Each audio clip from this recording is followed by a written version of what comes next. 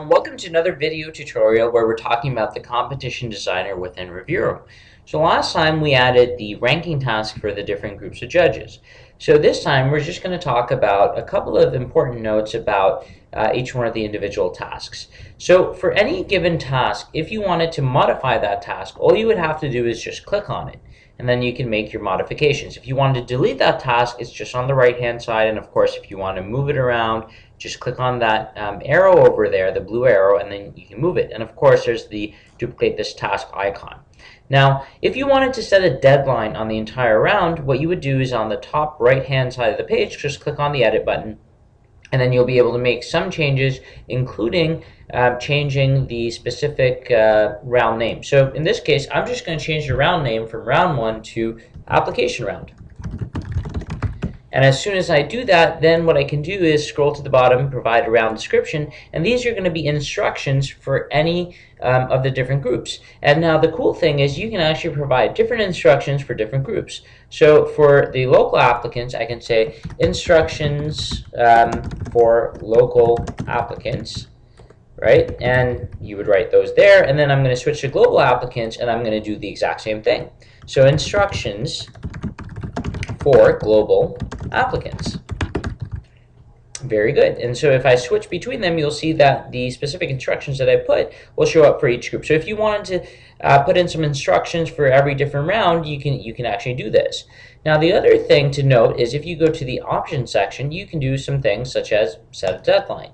And when you set a deadline, you're able to say, well, everyone should submit everything by January 6th. And the deadline time should be, let's say, 11:59 p.m., and you should leave it at that. Now, from best practice, we figured out that the best time to set a deadline is actually Tuesdays at 2 p.m.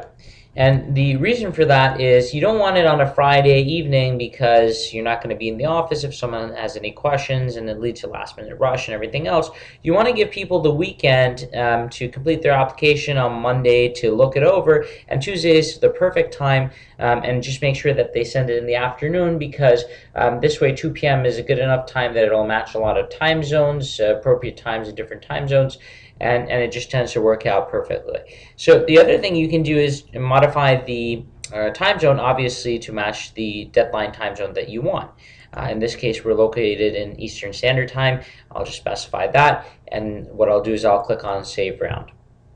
So as soon as I do that, what you're going to notice is that my entire round is going to have that particular deadline. So all tasks in that round will have to be submitted before that deadline.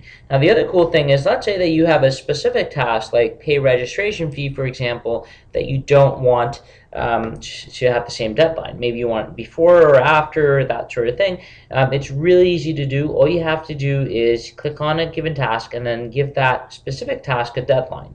The nice thing about that is a specific task's deadline will always override the main deadline given to that round. So you can actually have tasks that are different deadlines than the general round. Now some of the other tabs here, if you go to a specific task and you don't want it to be in the round or group that it is in right now, you can change that at any time. In the behavior section, you can make something required.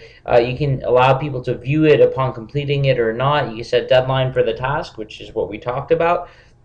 And the other thing that is very important is visibility. Now, visibility options will allow you to do things like, not show it to a specific, not show that task to a specific group.